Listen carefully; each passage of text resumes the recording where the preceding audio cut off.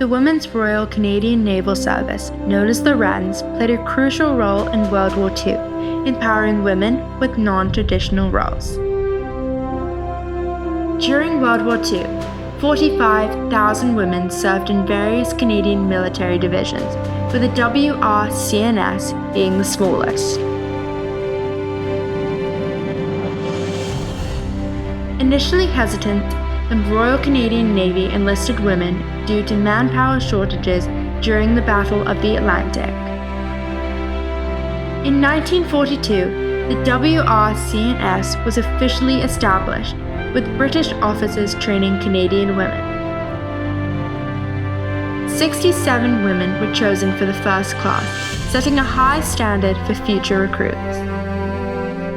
The WRCNS exceeded recruitment goals, training women for various roles across Canada. A reformed school in Galt, Ontario was transformed into a training centre for the Wrens. Wrens initially took on domestic roles, later progressing to technical positions and cherished their uniforms.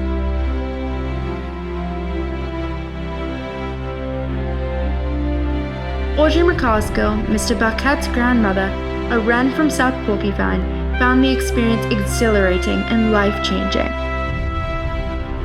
After her training at Galt, Miss McCaskill volunteered to be stationed at a Sea Corps naval base in Buccaro, perched on the tip of the Nova Scotia Peninsula.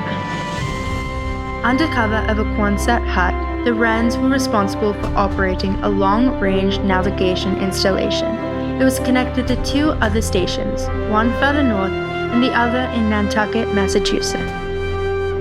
Together, they maintained a 24/7 signal from which ships and planes could navigate without making radio or voice contact. This technology proved to be crucial to the success of D-Day. Buccaro was considered so secret, so vital to the Allied war effect, that it had to be destroyed if attacked. In the following home video, Audrey McCaskill and her dear friend and fellow Wren, Mary Owen, recount the time they almost had to do so. We walked down to this point. It was a dull, gray day, and we were bored. And we looked out at the water and we saw something. And so we decided, it could have been anything. But we decided to make a story of it. We came back to the station and told them that we had seen a sub.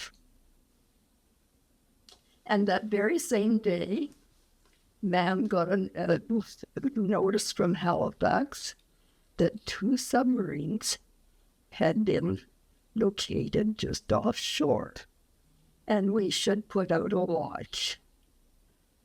But what happened after we got that call? Well, we had a conference, and we decided we'd put the Bren gun down in the transmitter room, facing the back door. Which was just a few feet from the shoreline. Yeah, not very far. And then we would spread the other guns around, and Bob would be in charge of the kegs of dynamite.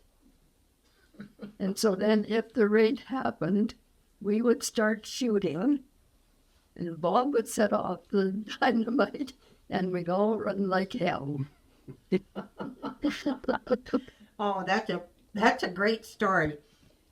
A lot of people wouldn't believe it. I wonder what those of us who were 18, 19, and 20 thought of that. We'd been there playing with our Loran, and all of a sudden, the Germans are here. I guess we realized there was a war on. Well, that night passed without incident. That vision of us defending HMCS Buccaro never came to be. We never fired at the Germans. We never blew up the Quonset hut, and we never ran down the road. In official circles, it became known as an incident at East Buccaro. The next morning, Halifax reported that the submarines had gone to other areas. Why do you suppose that happened? Well, they were told by the column, whatever, that we were well manned and well trained. So they decided that they wouldn't attack. So they'd say that the Wrens defended Canada from invasion. Yep. Well, that's great.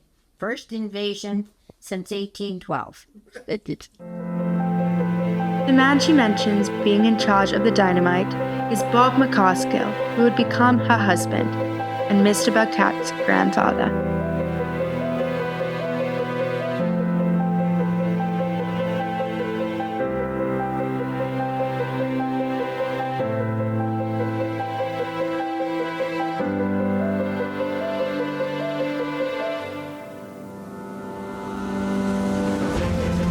Wrens took on specialized roles, such as communications, crucial to the Allied war effort.